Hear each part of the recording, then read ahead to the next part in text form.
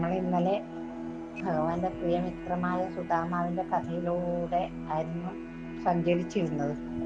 അപ്പൊ ഇത്രയൊക്കെ കാര്യങ്ങൾ പറഞ്ഞിട്ടും അദ്ദേഹം കൊണ്ടുവന്ന ആവിലുണ്ടല്ലോ, അത് 4 പുരുഷാർത്ഥം പോലെ 4 പിടിയായി ആവിലുമായി, അങ്ങനെയല്ലേ വന്നിട്ടുണ്ടായിരുന്നത്.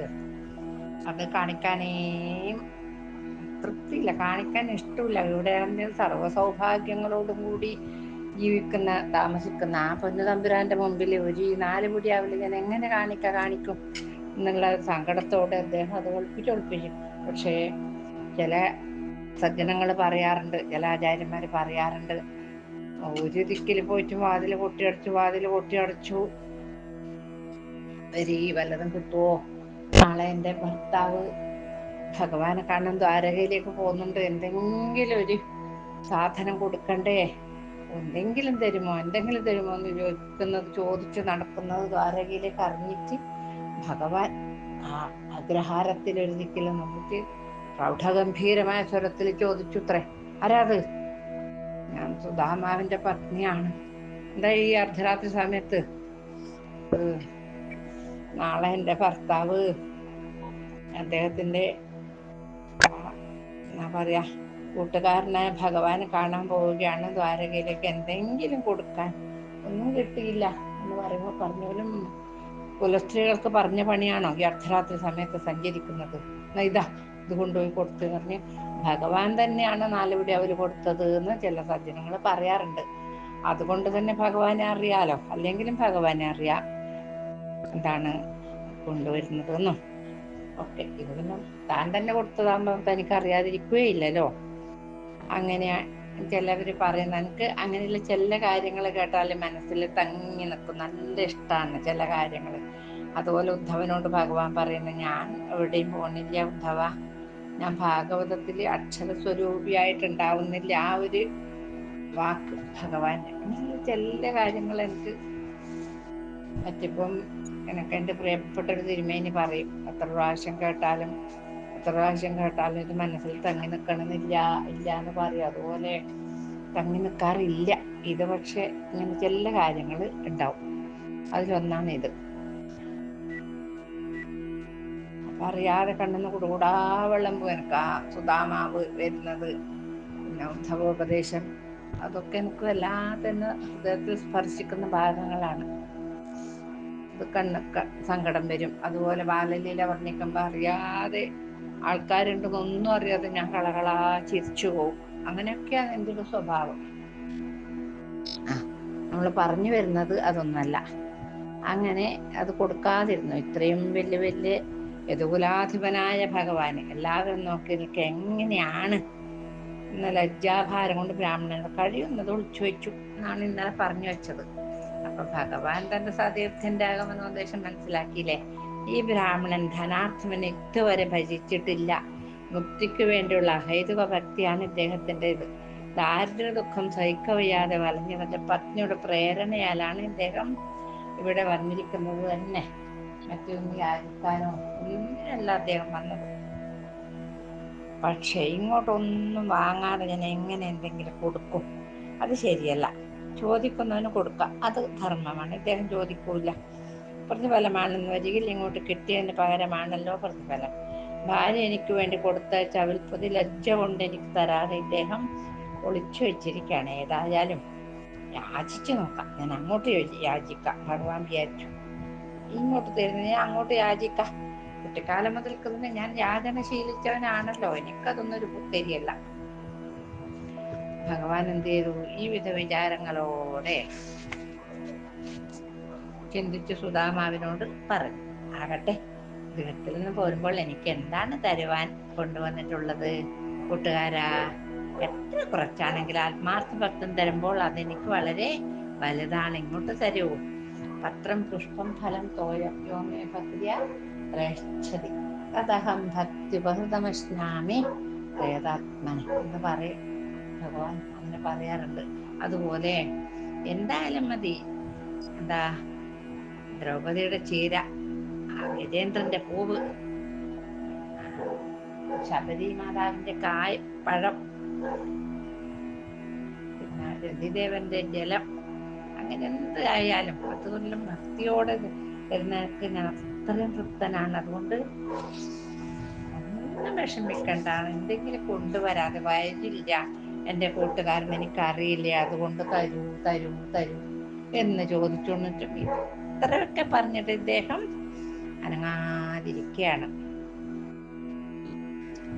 അപ്പൊ ഭഗവാൻ പെട്ടെന്താണ്, എന്തോ ഒരു സാധനം ഉണ്ടല്ലോ ഇവിടെ, അത് തരൂന്ന് പറഞ്ഞത് പിടിച്ച് വിഹാരകിമിതം സ്വയം എന്ന് ആണ് ഗർഗാചരൻ ഇതിനെ ഈ ഭാഗത്തില് വർണ്ണിച്ചിട്ടുള്ളത്. പൃഥുപതണ്ടുലാൻ, ഇത് പൃഥുപതണ്ടുൽ എന്ന് ഭാഗവതത്തിലും ഉണ്ട്. സ്വയം ജഹാരകിമിതമിതി പൃഥുകതണ്ടുലാൻ എന്നാണ് പറയുന്നത്. അതുകൊണ്ട് പിടിച്ചങ്ങ് വാങ്ങി, ഹേ ബ്രഹ്മൻ, എല്ലാ ലോകങ്ങളും എനിക്ക് സമർപ്പിച്ചാലും ഞാൻ ഇത്രയും തൃപ്തിപ്പെടുകയില്ല കേട്ടോ എന്നും പറഞ്ഞ് പൊതിയഴിച്ച് ഒരുപടി അവൽ വാരി വായിലാക്കി. എനിക്ക് എന്തൊരു ഇഷ്ടമാണ് ഈ അവില്. ഞാൻ പണ്ട് ഈ അവിൽ പ്രിയനാണ്. ഇവിടെ കൊണ്ട് 10,16,100 എണ്ണം പറയാം. ഒരുത്തി പോലും എനിക്കൊരു അവില് ഉണ്ടാക്കി തന്നിട്ടില്ല ഇതുവരെ. ഞാൻ തന്നിട്ടില്ല ഇത്ര നല്ലൊരു അവില്. ഇവർക്കൊന്നും എന്റെ ഇഷ്ടം അറിയില്ല. അതിപ്പോ സുധാമാവിന്റെ അങ്ങയുടെ പത്നിക്കല്ലേ മനസ്സിലായത് എന്നൊക്കെ എന്തൊക്കെയോ അതിനെ പുകഴ്ത്തി പറഞ്ഞ് ഒരുപടി വായില്ല. ഗോകുലം വിട്ടതിൽ പിന്നെ ഇത്ര സ്വാദുള്ള അവല് ഞാൻ തന്നിട്ടേയില്ല സുധാമാവേ. യശോദാമാതാവിന്റെ കയ്യിൽ നിന്ന് മാത്രമേ ഇത്രയും സ്വാദിഷ്ടമായ തണ്ടുല്യം എനിക്ക് കിട്ടിയിട്ടുള്ളൂ. ആ ഒരു പിടി കൊണ്ട് തന്നെ ഭൂമിയിൽ അനുഭവിക്കാവുന്ന സർവ്വ ഐശ്വര്യങ്ങളും ഭഗവാൻ ബ്രാഹ്മണൻ മനസാ ദാനം ചെയ്തു. ഇനി പാതാള സമ്പത്തോട് ദാനം ചെയ്തേക്കാമെന്ന് കരുതി ആ പൊതിയിൽ നിന്ന് ഒരു പിടി കൂടി വാരി ഉടനെ ഭഗവാന്റെ വക്ഷസ്ഥലത്ത് നിന്നും ലക്ഷ്മി ദേവി എഴുന്നേറ്റ് തൃക്കൈ കടന്നു പിടിച്ച്, യാതൊരു അപരാധവും ചെയ്യാത്ത എന്നെ എന്തിനാണ് അങ്ങ് ത്യജിക്കുന്നത് എന്ന് ചോദിച്ചു. അതവരുടെ ഒരു കോഡ് ഭാഷയായിരുന്നു. ഈ സുധാമാവിന് മറ്റുള്ള ആർക്കും അത് മനസ്സിലായില്ല എന്ന് പറയും. ആ മുഷ്ടി കൂടി ഭഗവാൻ ഭക്ഷിച്ചു കഴിഞ്ഞാൽ ലക്ഷ്മി ദേവിക്ക് ബ്രാഹ്മണന്റെ ദാസ്യവൃത്തി ചെയ്യേണ്ടി വരും അത്രേ. ഭക്തന്റെ ദാസ്യവൃത്തി ചെയ്യുന്ന ഒട്ടും മടിയില്ല, എന്നാലും ഭഗവാന്റെ വിരഹ ദുഃഖം അനുഭവിക്കേണ്ടി വരുമല്ലോ എന്നായിരുന്നു ശ്രീദേവിയുടെ ഭയം. ഒരുപടി കൊണ്ട് തന്നെ ബ്രാഹ്മണൻ ഇന്ദ്രതുല്യനായി തീർന്നു. ഇത്രയും നൽകിയത് അങ്ങയുടെ അപാരമായ കാരുണ്യം തന്നെയല്ലേ. ഉടനെ തന്നെ ബാക്കി വന്ന ഉപഹാരം ഭഗവാൻ പ്രസാദമല്ല പത്നിമാർക്കും. അപ്പൊ പറഞ്ഞു, ഇനി ഞങ്ങൾക്കൊന്ന് ഇത്ര ഒരു രുചിപ്രദമായ ഭക്ഷണം അങ്ങ് തന്നെ കഴിക്കുന്നത് ശരി കേട്ടോ, ഞങ്ങൾക്കൊക്കെ വേണ്ടേ എന്നും പറഞ്ഞ് അങ്ങനെ പറഞ്ഞിട്ട് രുക്മിണി ദേവി പിടിച്ചു എന്നാണ് പറയുന്നത്. ഓ ശരി തന്നെ, ഞാനത് മറന്നുപോയി, അവലിന്റെ സ്വാദ് കൊണ്ട് ഞാനത് മറന്നുപോയതാ. എന്താ രുക്മിണി എല്ലാവർക്കും കൊടുത്തോളൂ കേട്ടോ എന്നും പറഞ്ഞിട്ട് കൊടുത്തു. എല്ലാ പത്നിമാർക്കും വീതിച്ചു കൊടുത്തിട്ടും അവല് തീരുന്നേ ഇല്ല. കിഴിയിലെ തന്നെ അത്രയും ബാക്കിയായി. അതുകൊണ്ട് ദ്വാരകയിലുള്ള എല്ലാവർക്കും ഈ അവിൽ പ്രസാദം കൊടുത്തു എന്നാണ് പറയുന്നത്. അപ്പൊ അദ്ദേഹം നമ്മുടെ ശ്രീനാരദ മഹർഷി പറയുന്നു, ഹേ രാജൻ, വിഷ്ണുമായ കൊണ്ട് ആ സമയത്ത് ബ്രാഹ്മണ നിഗ്രഹം സർവസമ്പൂർണമായി കഴിഞ്ഞിരുന്നു. ആ രാത്രി സുഖമായി താമസിച്ച് പിറ്റേന്ന് കാലത്ത് ഭഗവാനെ നമസ്കരിച്ച് ഈ സുധാമാവ് ദ്വാരകയിൽ സുഖം അനുഭവിക്കുന്ന സമയത്ത് തന്നെ അദ്ദേഹത്തിന്റെ പത്നിയും കുട്ടികളും എല്ലാ സമ്പത്തും അനുഭവിക്കാൻ ഇടവരുത്തിയും ഈ മഹാലക്ഷ്മിയായ രുക്മിണി ദേവി പോയി പറഞ്ഞു, ബ്രാഹ്മണൻ ദ്വാരകയിലുണ്ട് കേട്ടോ, അത് പറയാനാ ഞാൻ വന്നത് എന്ന് പറഞ്ഞ് ഓലച്ചെത്ത ഇങ്ങനൊന്ന് പൊക്കി അവിടത്തേക്കൊന്ന് കയറി അതുപോലെ ഇറങ്ങുകയും ചെയ്തു എന്നാണ് പറയുന്നത്. ആ ഇറങ്ങി കഴിയുമ്പോഴത്തേക്ക് കൊട്ടാരം തന്നെ. പിറ്റേന്ന് കാലത്ത് ഭഗവാനെ നമസ്കരി യാത്രാനുമതി വാങ്ങി. എന്നാ പോണ്ടാന്ന് ഭഗവാൻ പറയുന്നുണ്ടോ? വല്ലതും വേണം സുധാമാവെന്ന് ചോദിക്കുന്നുണ്ടോ? വല്ലതും തരുവോ ഭഗവാനെ? എൻ്റെ കുട്ടികൾ പട്ടിണിയിലാണ് ഇദ്ദേഹം പറയുന്നുണ്ടോ? ഇതൊന്നും അവിടെ നടക്കുന്നില്ല. എന്നാ ഞാൻ ഇറങ്ങാല്ലേ എന്ന് പറഞ്ഞു. ആയിക്കോട്ടെ, ഇടക്ക് വരണം കേട്ടോ, എന്നെ അങ്ങനെ മറന്നുകൂടാന്ന് മാത്രം ഭഗവാൻ പറഞ്ഞു എന്നാ പറയുന്നത്. അങ്ങനെ തന്റെ സതീർത്ഥിനെ മാറോടണച്ച് ആലിംഗനം ചെയ്ത് സ്നേഹബാഷ്പങ്ങളോടെ ഭഗവാൻ യാത്രയായി. പക്ഷേ അദ്ദേഹത്തിന് ഒന്നും തന്നെ കൊടുത്തതുമില്ല. അതാണ് അത്ഭുതം. അഹോ, എന്തൊക്കെ വിചിത്രമായ രീതികളിലാണ് അങ്ങ് ഭക്തന്മാരെ അനുഗ്രഹിക്കുന്നത് എന്ന് ശ്രീനാഥ മഹർഷി പറയണു. വദാവരെ ദുർദ്രവിണം വിനായയോ വിചിത്രരൂപസ്ഥവ ഖൽവനുഗ്രഹ. അതാണ് നാരായണീയത്തിൽ പറയുന്നത്. മേൽപ്പത്തൂർ നാരായണ ഭട്ടതിരിയുടെ വരികളിൽ ഇങ്ങനെയാണ് പറയുന്നത്. ഗൃഹത്തിലേക്ക് നടക്കുമ്പോൾ അദ്ദേഹം ചിന്തിച്ചു, ഞാനൊന്നും ചോദിച്ചതുമില്ല.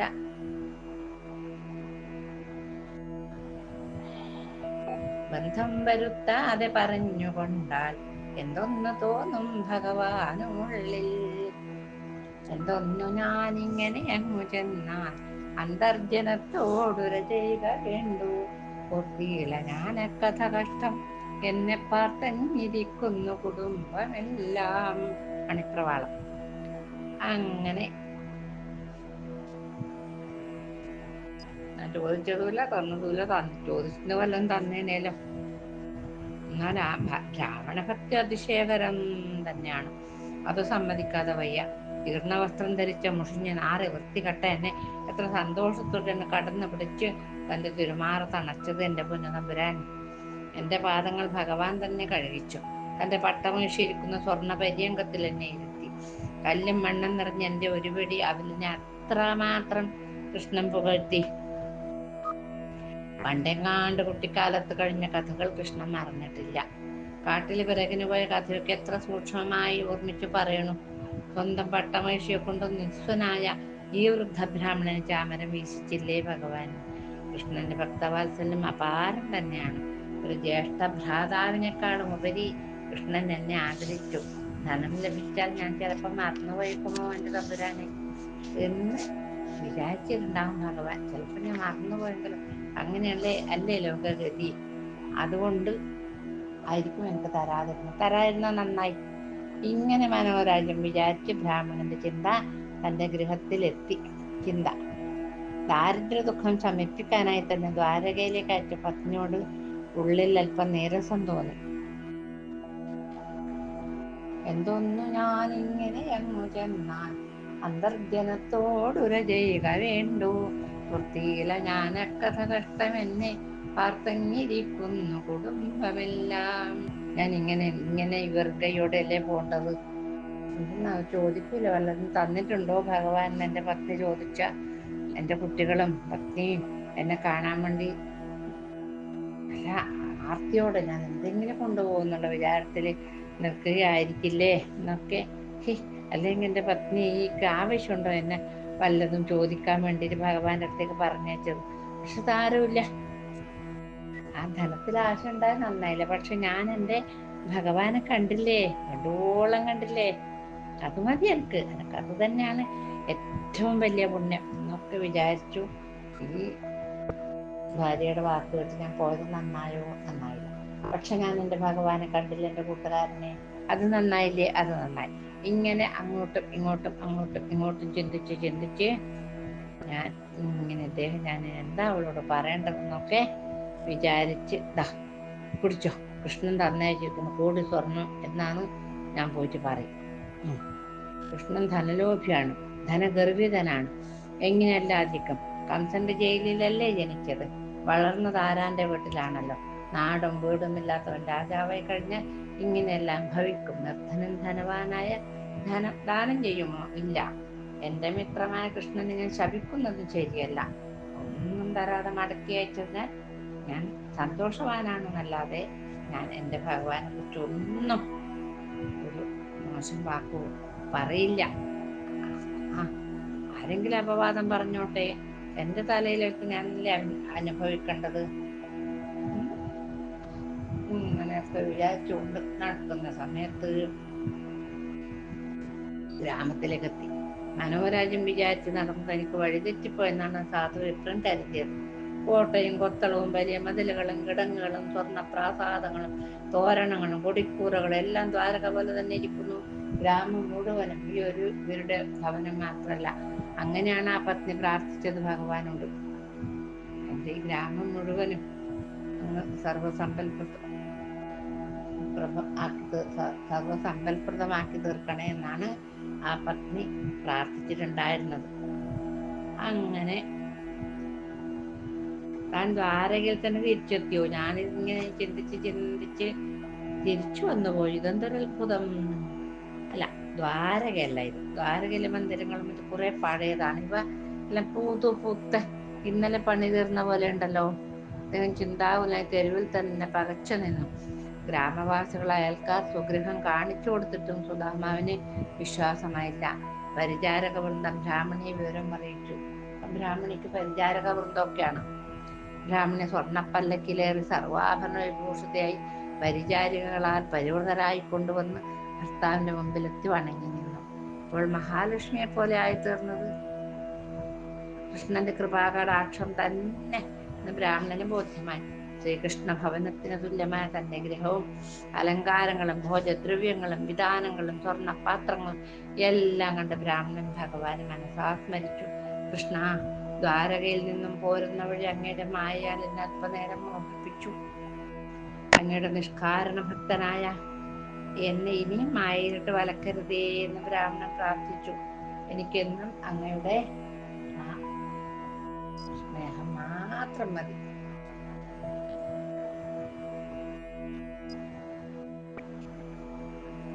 അങ്ങനെയാണ് അദ്ദേഹം പ്രാർത്ഥിച്ചത്. ഇതെല്ലാം ശ്രീകൃഷ്ണ കൃപയാണെന്ന് മനസ്സിലാക്കിയ സുധാമാവ് ആ സമ്പൽ സമൃദ്ധിയുടെ നടുവിലും ആസക്തിയോ ആകാംക്ഷയോ കൂടാതെ തന്റെ പത്നിമറ്റ് സദാ ശ്രീകൃഷ്ണ സ്മരണയോടെ നാളുകൾ കഴിച്ചു. അവര് കാലുകഴിക്ക് സ്വർണ്ണക്കിണ്ടിന്ന്, അയ്യോ എനിക്കിതൊന്നും വേണ്ട, ഇത് ഭഗവാൻ പറഞ്ഞിട്ടാണ്, എന്നാ പിന്നെ ആയിക്കോട്ടെ. രണ്ടു ഭാഗത്തും ഇങ്ങനെ എതിരേറ്റു, അയ്യോ ഇതൊന്നും വരവേൽപ്പൊന്നും വേണ്ട, ഭഗവാൻ പറഞ്ഞിട്ടാ, എന്നാ പിന്നെ ആയിക്കോട്ടെ.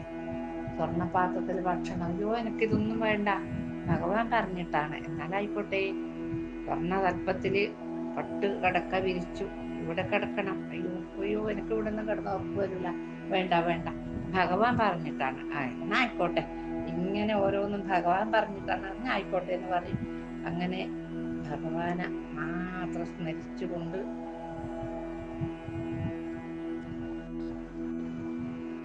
അങ്ങയുടെ ദാസ്യം മാത്രം മതി എനിക്ക്, ദാസ്യം പുനർജന്മനി ജന്മനി സ്യാത്. ഈ ജന്മത്തിൽ മാത്രം പോരാ, അങ്ങയുടെ ദാസ്യം എനിക്ക് വരുന്ന ജന്മങ്ങളിലും കൂടി വേണമെന്ന് ഭഗവാനോട് പ്രാർത്ഥിച്ച് സദാ ഭഗവത് സ്മരണയോട് കൂടി അദ്ദേഹം പത്നി സമേതം അവിടെ താമസിച്ചു എന്ന് പറയുന്നുകൊണ്ടാണ് ഭഗവാന്റെ ആ കഥ. ആ ദമ്പതികൾ ഒടുവിൽ ഭൂലോകത്തേക്ക് തന്നെ പോവുകയും ചെയ്തു. ഈ ചരിതം കേൾക്കുന്നതിന് ഒരു ഫലശ്രുതിയുണ്ട്. ഈ ചരിതം കേൾക്കുന്നതിനുടനെ തന്നെ നിത്യദാരിദ്ര്യത്തിൽ നിന്നും മുക്തനാം. സുധാമാചരിതം കേട്ട് കഴിഞ്ഞാല് ദാരിദ്ര്യ നിവൃത്തിയാണ് ഫലം. ഹേ രാജൻ, അത്യന്തം പുണ്യപ്രദമായ ദ്വാരകാഖണ്ഡം ഞാൻ അങ്ങയോട് പറഞ്ഞില്ലേ. ഇത് ഭക്തിപൂർവ്വം ശ്രവിക്കുന്നവൻ സൽക്കുലം, ഭക്തി, മുക്തി എന്നിവയെല്ലാം ലഭിക്കുന്നു. ഇങ്ങനെ പറഞ്ഞ ദേവർഷി നാരദൻ ശ്രീകൃഷ്ണ പരമാത്മാവിനെ ധ്യാനിച്ചുകൊണ്ട് ഒരു നിമിഷം നിമീലിതാക്ഷനായി കണ്ണടച്ച് ഇത് കുറച്ചു സമയം ഇരുന്നു. ആര്? ആ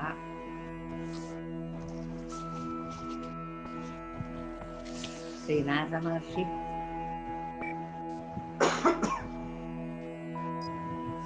പിന്നെ മരുത്തുക്കളുടെ കഥയാണ് പറയുന്നത്. വാസുദേവനായി സംഘർഷണനെ, പ്രദ്യുമ്നനെ, നിർദ്ധനായി, അങ്ങനെ ചതുർവ്യൂഹം. അങ്ങനെ ഇരിക്കുന്ന ഭഗവാനായിക്കൊണ്ട് നമസ്കാരം. അജ്ഞാനാന്ധകാരത്തെ നശിപ്പിക്കുന്ന ശ്രീ ഗുരുവിനായിക്കൊണ്ട് നമവാകം. നാരദ മഹർഷി പറഞ്ഞു, ഹേ ബഹുലാക്ഷ മഹാരാജാവേ, ചതുഷ്പദാർത്ഥങ്ങളെയും പ്രദാനം ചെയ്യുന്ന മഹനീയമായ ശ്രീകൃഷ്ണ ചരിതാമൃതമാണ് ഞാൻ അങ്ങക്ക് കേൾപ്പിച്ചത്. ഇനി വല്ലതും അങ്ങ് കേൾക്കാൻ ഇച്ഛിക്കുന്നുണ്ടോ?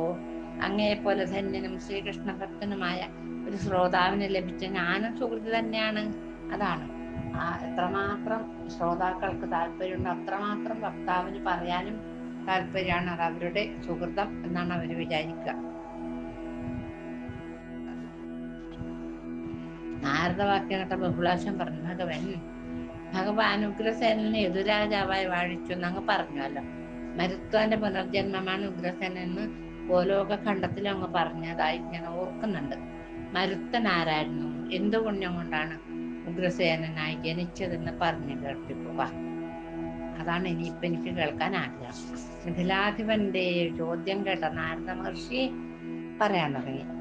എന്തെങ്കിലും ചോദിച്ചൊരു കുളത്ത് കിട്ടാനാണ് നാരദ മഹർഷി കാത്തു നിൽക്കുന്നത്. സൂര്യവംശജനായ ഈ മരുത്തൻ കൃതയുഗത്തിൽ വിശ്വജിത്ത് എന്നൊരു മഹായാഗം ചെയ്യുകയുണ്ടായി. ബൃഹസ്പതി സഹോദരൻ സംവർത്തൻ എന്ന മഹർഷിയെ ഗുരുവാക്കി എല്ലാ വിഭവങ്ങളും സമാഹരിച്ച് ഹിമവാന്റെ വടക്ക് ഭാഗത്ത് ദീക്ഷിതനായി യാഗം സമർപ്പിച്ചു. യാഗകുണ്ടത്തിന്റെ വിസ്താരം 5 യോജനയായിരുന്നു കേട്ടോ. ചെറിയൊരു ഇതൊന്നല്ല, ഇഷ്ടിക വെച്ചിട്ടുള്ളൊരു ഇതൊന്നല്ല. 4 ക്രോശത്തിൽ ബ്രഹ്മകുണ്ടം, ഈ 2 ക്രോശത്തിലുള്ള വേറെ 5 കുണ്ടങ്ങളും ഉണ്ടായിരുന്നു. മേഖലാകൃത്തത്തിന്റെ വിസ്താരം 10 ഇരട്ടിയും യജ്ഞസ്തംഭത്തിന്റെ ഉയരം 1000 മുഴവും ആയിരുന്നു. 20 യോജന വിസ്താരമുള്ള സ്വർണ്ണമയമായ യജ്ഞമണ്ഡപം വാഴക്കുല തോരണങ്ങൾ മുതലായതുകൊണ്ട് ഭംഗിയായി അലങ്കരിച്ചിരുന്നു. ബ്രഹ്മരുദ്രാദികളായ ദേവഗണങ്ങളും ഋഷിമാരും മുനിമാരും എല്ലാം യജ്ഞത്തിൽ സന്നിഹിതരായിരുന്നു. ഹോതാക്കൾ 10 ലക്ഷം, ദീക്ഷിതർ 10 ലക്ഷം, 5 ലക്ഷം, അധ്വര്യുക്കള് അത്രയും തന്നെ ഉദ്ഘാതാക്കള് ഇങ്ങനെ പങ്കെടുത്തിട്ടുണ്ടായിരുന്നു. ആനയുടെ തുമ്പിക്കൈ വണ്ണത്തിലുണ്ടായ നെയ്യിന്റെ ഇടമുറിയാതെയുള്ള ധാര കൊണ്ട് അഗ്നിക്ക് തന്നെ അജീർണം ബാധിച്ചു. ചതുർവേദ വിജ്ഞന്മാരായവരും സർവശാസ്ത്ര വിശാരദരുമായ വിദ്വാൻമാര് കോടിക്കണക്കിൽ സന്നിഹിതരായി. നെയ്തുന്ന അജീർണം ബാധിക്കാതെ ഒരേ ഒരാളെ ഉണ്ടായിരുന്നു ലോകത്തില്, നമ്മുടെ പുണ്യാഗ്രഹനാണ്. എത്ര നെയ്തുന്നാലും എത്ര വണ്ണ തിന്നാലും അദ്ദേഹം അവിടുത്തെ ആ കുഞ്ഞു വയറ്റില് ഒരു അജീർണം ബാധിക്കൂല. അതായത് ഈ അഗ്നിക്ക് ഇപ്പൊ അജീർണം ബാധിച്ചു എന്നാ പറയുന്നത്. ആ മഹായജ്ഞത്തിൽ സാമാജികരായ വിശ്വദേവന്മാർക്കും മറ്റും അർഹതപ്പെട്ട ആവിർഭാഗങ്ങൾ ലഭിച്ചു. ത്രിലോകങ്ങളിൽ എങ്ങും തന്നെ അന്ന് വിശപ്പുള്ളവരായി ആരും ഉണ്ടായിരുന്നില്ല. ദേവന്മാരെല്ലാം സോമം ഭുജിച്ച് അജീർണം ബാധിച്ചവരായി തീർന്നു. ജംബുദ്വീപം മുഴുവൻ ദക്ഷിണയായി സംവർത്തന കൊടുത്തു. കൂടെ ആനകളും സ്വർണ്ണാഭരണങ്ങളും രത്നങ്ങളും നൽകപ്പെട്ടു. യജ്ഞത്തിന്റെ പരിസമാപ്തി അനേക ലക്ഷം ഗജവാജികളും നാനാതരം വാഹനങ്ങളും നവരത്നങ്ങളും അതുപോലെ സ്വർണ്ണപാത്രങ്ങളും 100 കണക്കിൽ ഭാരം സ്വർണ്ണ നാണയങ്ങളും ബ്രാഹ്മണർക്കായി ദാനം ചെയ്യുകയുണ്ടായി. എത്ര എന്ന് കണക്കില്ല, വാരി മതി എന്ന് പറയുന്നത്ര ചെയ്യപ്പെട്ടു. സ്വർണ്ണ കിണ്ണങ്ങളും ജലപാത്രങ്ങളും സംതൃപ്തരായ ബ്രാഹ്മണർ അവിടെ തന്നെ ഉപേക്ഷിച്ചു. അയ്യോ മതി, കയ്യിലിതൊന്നും കൊണ്ടുപോകാന്ന് ചോദിച്ചവര്. രാജാക്കന്മാരും ബ്രാഹ്മണരും ഉപേക്ഷിച്ചു പോയ സ്വർണ്ണപാത്രങ്ങൾ ഹിമോൽപാർശ്വങ്ങളിൽ 100 യോജന നീളത്തിൽ ഇപ്പോഴും കുന്നുകൂടി കിടക്കുകയാണ് മരുത്തന്റെ. അതൊക്കെയാണ് പിന്നീട് ഈ പാണ്ഡവന്മാര് പിന്നെ യാഗത്തിനെടുത്തു കൊണ്ടുവന്നത് എന്ന് പറയും. മരുത്തന്റെ യാഗം പോലെ മറ്റൊന്നും ഈ ത്രിലോകത്തിൽ അതിനു മുമ്പോ ബിംബോ ഉണ്ടായിട്ടില്ല. യജ്ഞകുണ്ടത്തിൽ നിന്ന് പരിപൂർണതമനായ ശ്രീകൃഷ്ണ ഭഗവാൻ ഉയർന്നു വന്ന് രാജാവിന് ദർശനം കൊടുത്തു. പോരെ, പിന്നെന്ത് വേണ്ടത്? ഭഗവാനെ ദർശിച്ച മരുത്തൻ ബദ്ധാഞ്ജലികളോടെ ഭക്തിപ്രേമ പാര്യവശ്യത്താൽ ഒന്നും മിണ്ടാനാകാതെ രോമാഞ്ചമണിഞ്ഞുകൊണ്ട് നിന്നു. കാൽക്കൽ വീണ് കിടക്കുന്ന മരുത്തനെ നോക്കി ഭഗവാൻ മേഘഗംഭീരമായ സ്വരത്തിൽ പറഞ്ഞു, ഹേ മരുത്ത, നിഷ്കാരണ ഭക്തിയോടെ യജ്ഞം നിർവഹിച്ച് അങ്ങനെ സംപ്രീതനാക്കിയിരിക്കുന്നു. ആവശ്യമുള്ള വരം ചോദിച്ചുകൊള്ളുക. ദേവന്മാർക്ക് കൂടി ദുർലഭമായ വരം ഞാൻ അങ്ങേക്ക് തരാം. ഇത് കേട്ട മരുത്തൻ കൃതാർത്ഥനായിക്കൊണ്ട് ഭഗവാനെ നമസ്കരിച്ചു. വിനയാന്വിതനായി ഗദ്ഗത കണ്ഠത്തോട് പറഞ്ഞു, സ്വാമിൻ, അവിടുത്തെ ചരണാരവിന്ദങ്ങൾ എൻ്റെ ഹൃദയസ്ഥിതമായി സദാ പരിലസിക്കണം. അത് അല്ലാതെ കണ്ട് ഈ ഉള്ളവന് വേറെ ഒരു വരവും വേണ്ട ഭഗവാനെ എന്ന് പറഞ്ഞു. ഗംഗാതീരത്തെത്തിയവൻ തന്റെ ദാഹശമനത്തിനായി മറ്റൊരു കിണർ തേടും പോലെ അല്ലേ ഇനി അവിടുത്തോട് വരം ചോദിക്കേണ്ടത്? ഹേ രാജേശ്വര, അങ്ങയുടെ വാക്യ ഗൗരവത്താൽ അടിയൻ ആവശ്യപ്പെടുന്നത് പുരുഷാർത്ഥ ചതുഷ്ടയത്തിന്റെ മൂലമായ അങ്ങയോടുള്ള ഭക്തി മാത്രമാണ്. ഭഗവാൻ പറഞ്ഞു, മരുത്ത, അങ്ങയുടെ മനസ്സ് അതീവ നിർമ്മലം തന്നെ. പക്ഷെ ഭക്തന്മാർക്ക് ഫലദാനം ചെയ്യാതെ എന്റെ മനസ്സിന് ഒരു തൃപ്തി വരൂല്ല കേട്ടോ. വല്ലതും ചോദിക്കൂ എന്ന് പറഞ്ഞു. ആരോട്? ഭഗവാൻ അങ്ങോട്ട് പറയുന്നു, വല്ലതും ചോദിക്കൂ. ഇതുപോലെ പ്രഹ്ലാദനോടും പറഞ്ഞിട്ടുണ്ടായിരുന്നു, വല്ലതും ചോദിക്കൂ കുട്ടിയെ. ഒന്നും വേണ്ട, ചോദിക്കണമെന്ന് തോന്നാതിരിക്കാനുള്ള അവസ്ഥ മതി എന്നൊക്കെയാണ് ആ കുട്ടി വിളിച്ചു പറഞ്ഞത്. ഇതെങ്ങനെ? അങ്ങനെയെങ്കിൽ ഈ ഭൂതലത്തിൽ വൈകുണ്ഠലോകം നിർമ്മിച്ച് അങ്ങയുടെ ഭക്തന്മാരൊന്നിച്ച് ഞാൻ വസിക്കണം. ഭൂലോകത്ത് തന്നെ ഒരു വൈകുണ്ഠം നിർമ്മിച്ചു തരുമോ എന്നാണ് ചോദിച്ചത്. അവിടുന്ന് തന്നെ അവരുടെ രക്ഷ ചെയ്തുകൊണ്ടിരിക്കുകയും വേണം. മരുത്തന്റെ ആഗ്രഹം പറഞ്ഞ ഭഗവാൻ പറഞ്ഞു, ഈ മന്വന്തരത്തിൽ 18 യുഗങ്ങൾ കഴിഞ്ഞാൽ അത്രയും കാലം സ്വർഗസുഖം അനുഭവിച്ച് ഇവിടെ വന്ന് ജനിച്ച് എൻ്റെ രക്ഷയിൽ ഇവിടെ വസിച്ച് എളുപ്പത്തിൽ മോക്ഷം പ്രാപിക്കും. ആ മരുത്തനാണ് ഉഗ്രസേനനായി വന്ന് ജനിച്ചത്. ഉണ്ടാ, ഉഗ്രസേനന്റെ പൂർവ്വജന്മാണ് ഈ പറഞ്ഞതിപ്പോ. ഭഗവാൻ ഉഗ്രസേനനെ കൊണ്ട് രാജസൂയം എന്ന യാഗം കഴിപ്പിച്ചു. ഭക്തന്മാർക്ക് ത്രിലോകങ്ങളിൽ എന്താണ് സാധ്യമായിട്ടുള്ള ഭക്തന്മാർക്ക് ആവാത്തതായിട്ട് ഒന്നുമില്ല എന്നാണ്. അങ്ങനെ ആ മരത്തിന്റെ കഥ നമ്മളിവിടെ സമാപിച്ചിരിക്കുകയല്ലേ. ഇന്നത്തെ ഭാഗം ആ പൊന്നുതമ്പുരാന്റെ തൃപ്പാദവർഷങ്ങൾ സമർപ്പിച്ച് നമുക്ക് അവിടുത്തെ അനുഗ്രഹത്തോടു കൂടി ബാക്കി ഭാഗം നാളെ വർണ്ണിക്കാമെന്ന് വിചാരിക്കുന്നു. കായേന വാചാ മനസേന്ദ്രിയർവാ ബുദ്ധ്യാത്മനാ വാ പ്രകൃതി സ്വഭാവാത് കരോമി യദ്യൽ സകലം പരസ്മൈ നാരായണായേതി സമർപ്പയാമി.